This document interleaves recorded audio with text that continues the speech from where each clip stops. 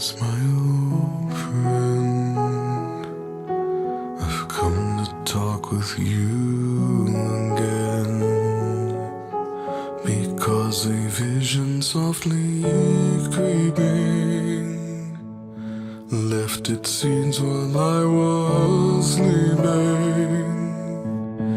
and the vision that was planted in my brain still remains within the sound of silence. In restless dreams I walked alone, narrow streets of cobblestone, neath the halo of a street lamp.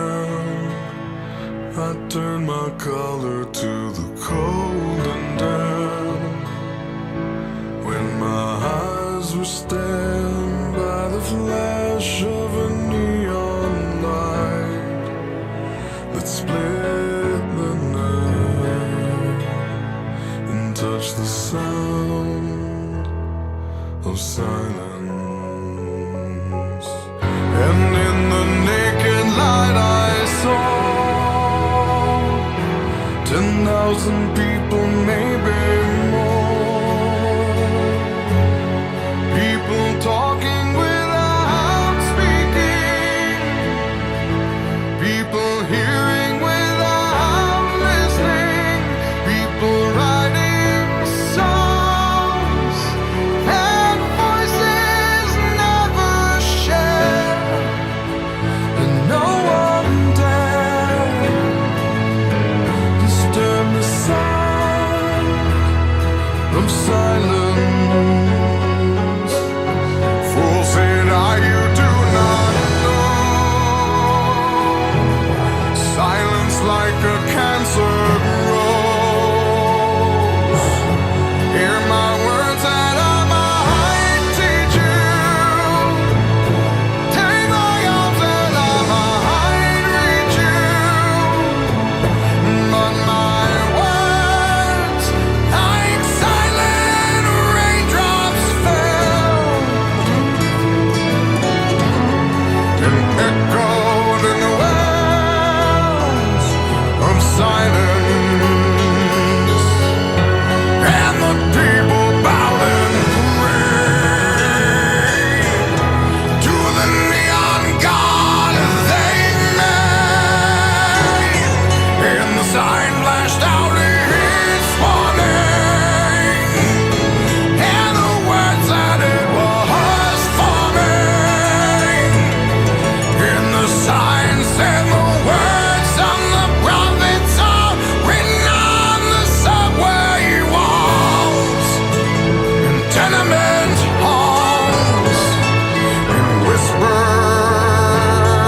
in the sound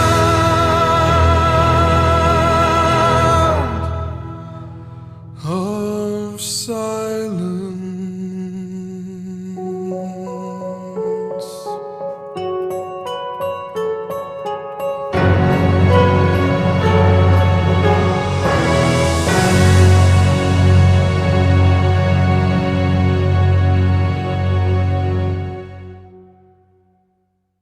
Greetings to all on this beautiful Sunday. This world is clamoring with sounds of nature, with sounds of children, with dogs barking, and with, more importantly, our minds. Our minds are so busy. But not just busy, loud, so very loud. And right now what we are all seeking, in fact what we are all craving, is silence. Every magazine, every article that you come across deals with, it is time to be silent. Why would we want to be silent? I'll tell you, because we want to access our intuition. So many people think that intuition is a gift given to only a few. You know, the prophets, the psychics. That's not true. Trust me, it's not true. Intuition is given to all of us. It is an intrinsic part of who we are. It is Spirit's way of communicating with us. It's Spirit's way of getting our bodies to communicate with us. And it is there whether you like it or not. And that is a bit of a problem because it's so easy to believe the opposite because we don't like what the opposite says. We don't like the voices in our heads. I've often said to people, I know I'm normal because the voices in my head tells me so. And I choose to believe it. But every single one of us have voices in our heads. And they are loud and sometimes even a bit overpowering. But it is time for us to step back. It is time for us to say, whoa, I can't do this. I need silence. But wanting silence is an interesting thing. It could be about turning off your radio or your TV. And that's okay because you've still got your cell phone going and all kinds of other stuff. It's when we commit to being quiet, really quiet, that things start changing for us. In fact, it is believed that the pineal gland, which is a very tiny little gland situated just above or between your eyebrows, that little gland can calcify and then not work so well. But when it is working as it should, then our voice inside, our inner voice, speaks louder than words. And we should look after that gland. And one of the first things that we have to do to maintain it, shall I say, is to give it silence. I know so many people who go to bed with a television on at night because they say, no, if I wake in the middle of the night, I just want some sounds in my room. Or others say, oh no, I can't go to sleep with that silence. It drives me insane. I want to go to sleep with the voice of the TV, the activity. That's not such a good idea always. Others go to bed with music. And me, I'll be very honest, I go to bed very often with music, but more often than not with a meditation or a prayer. But that goes off, it's short, so I may fall asleep to it. But then it's over. It doesn't carry on during the night, as some people choose to do. And that's really not the best thing for us. So what we do is we decide that we're going to take out some time because that's what our hearts need. That's what our soul needs. Just some silence. So we go and we sit outside somewhere, maybe under a tree or in the sun, whichever you prefer, and you decide to be silent. But you've brought your phone along just in case. Just in case. You just never know.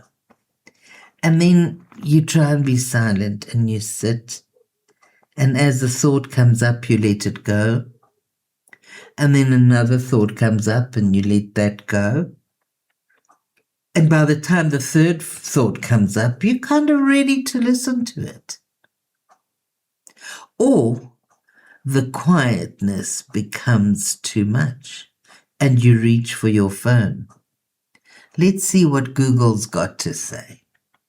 Or let me phone so-and-so. Because we just cannot get our minds to be quiet. It doesn't come naturally to us. And the sad thing is that it should.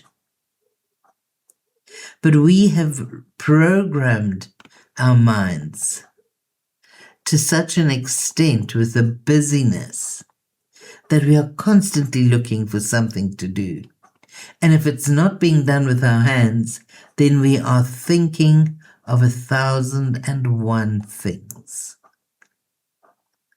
Whether it is writing a poem in our head, whether it is thinking about what we should be doing tonight, what we're going to be cooking, what decision we're going to make about our jobs, whatever the case may be, we never stop. That is all good and well, but we need to become quiet and peaceful and open to receiving whatever it was that nature wanted to give to us. We need to become quiet, receptive. You know, many people think that being intuitive is something that belongs to psychics, prophets, that kind of thing. That's not true. That's not true at all. Every single one of us has an intuition. Every one of us. It is what has stopped us from being broken after a relationship which didn't last. It has stopped us from being betrayed because we had a feeling that this may happen. Our intuition is when our body or our body-mind tells us that something does not smell good. Something is off. And you know it because everything in you tells you so. Or you meet somebody and you shake their hand and something just says, I don't want to be here. I don't want to do this. And then we need to listen. It may be that somebody's offering me something nice to eat. And everything in me tells me, do not go there. But I do eat it, and then I find that I'm allergic to it. There are so many things in this world that our intuition protects us against. Yet we do not want to be protected. We like the challenge. And in any case, our ego knows better. We think we know. We think our head and our hearts know. But the truth is, they do not. Because if they did, we would not be in so many of the positions that we tend to get ourselves into. We need to do what we need to do to protect ourselves. We need to do what we need to do to give ourselves the gift of intuition. We need to open ourselves up, specifically our minds and our hearts, by giving ourselves silence. 10 minutes of silence may not sound like a lot to ask, but until you do it, you won't know. So my recommendation is that you try it, that you take some time out, leave your phone somewhere where you're not even going to hear it when it rings, and just be with you. No one else, just you. And listen to the voice of your soul, because that comes from deep inside of you. And what's more, it loves you. So in spite of everything you believe, this is what you really want to hear.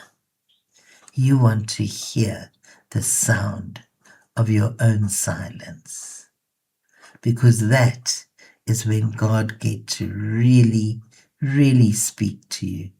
That is when God tells you that He truly loves you.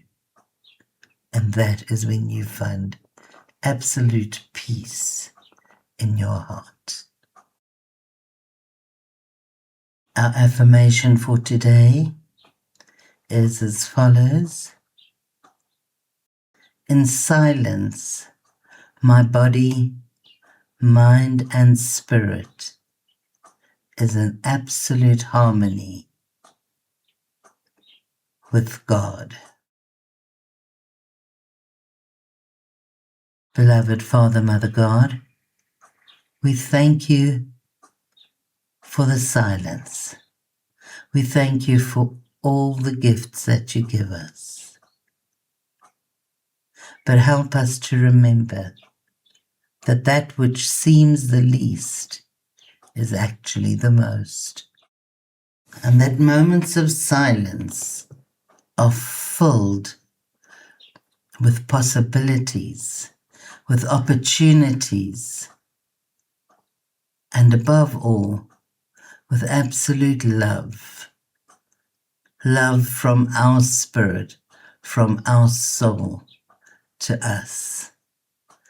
If we are brave enough to accept moments and minutes of silence. Amen.